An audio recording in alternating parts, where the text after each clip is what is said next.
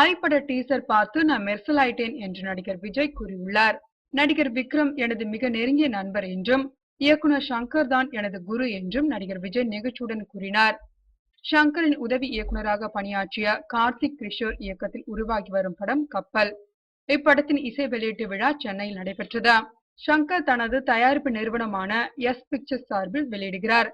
விழாவில் A.R.. Rahman, Vijay, Vikram, KV. Anand, Vasanthabalan, வி.டி.வி. Ganesh உள்ளிட்ட பல திரையுலக பிரபலங்கள் கலந்து கொண்டனர். படத்தின் ஆடியோவை விக்ரம் வெளியிட விஜய் பெற்றுக்கொண்டார்.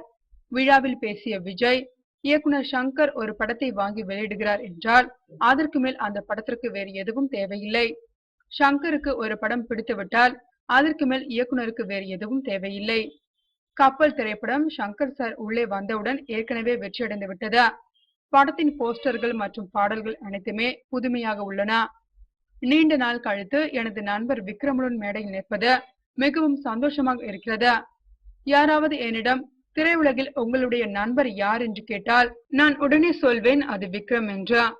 விக்ரமுடனான நட்பு சினிமாவை தாண்டிய நட்பு. அவரது குடும்பம் எங்களது வீட்டிற்கு வருவது, என் குடும்பம் அவரது வீட்டிற்கு செல்வது என எங்களது நட்பு குடும்பம் வரை தொடர்கிறது. அவருடைய ஐபட டீசர் பார்த்து மிரண்டு போய்விட்டேன். இன்னும் கேட்டா மெர்சல் ஆயிட்டேன். பாட்டை கேட்டு மெர்சல் ஆயிட்டேன்.